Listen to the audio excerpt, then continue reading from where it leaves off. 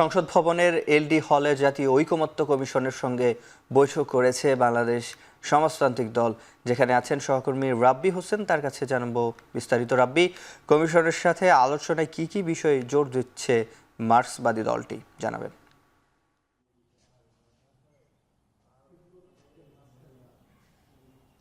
সিফাত, বৈঠকটি এখনো চলমান রয়েছে। আজকে বিকেল ৩টার দিকে বৈঠকটি শুরু হয়েছে জাতীয় ঐকমত্য কমিশনের সঙ্গে বাংলাদেশের সমাজতান্ত্রিক দল, যেটি মার্ক্সবাদী হিসেবে পরিচিত, সেই দলটি এখন বৈঠক করছেন। মূলত বৈঠকের আগে কথা বলেছেন সংবাদকর্মীদের সঙ্গে। তারা বলেছেন যে তারা প্রথম কথাটি বলেছেন যে এই নতুন বাংলাদেশে গণঅভ্যুত্থান পরবর্তী সময়ে আর কোনো ফেসিবাদের উৎপত্তি বা উত্থান হোক সেটি তারা চান না, যার কারণে এই অন্তর্বর্তী সরকারকে তারা সমর্থন দিচ্ছেন, অন্তর্বর্তী সরকারকে তারা সহযোগিতা করছেন। তবে এই যে এই সংস্কার কমিশনের যে ১৬৬টি যে প্রস্তাবনা, সেই প্রস্তাবনার আজকে এই প্রস্তাবনা নিয়েই তারা তাদের একমত কিনা, কোনগুলোর বিষয়ে তারা একমত, কোনগুলোর বিষয়ে তারা একমত নয়, সেই বিষয়গুলো নিয়ে আজকে মূলত আলোচনা হচ্ছে।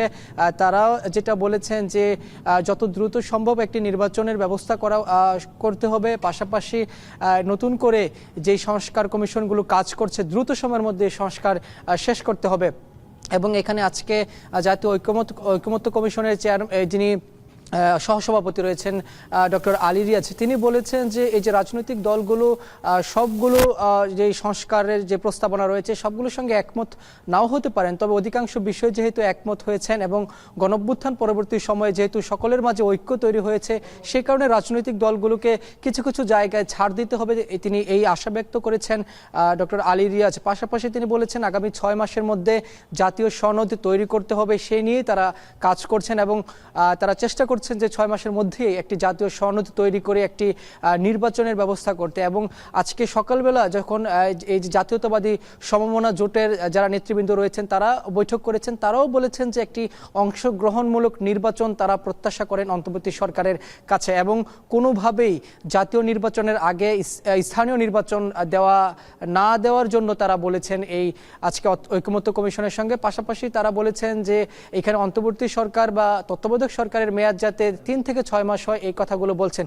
তবে এখন যেহেতু ঐকমত্য কমিশনের সঙ্গে বাংলাদেশের সমাজতান্ত্রিক দল, যেটি মার্ক্সবাদী হিসেবে পরিচিত, তারা এখন বৈঠক করছেন। 2 ঘন্টারও বেশি সময় হয়ে গিয়েছে।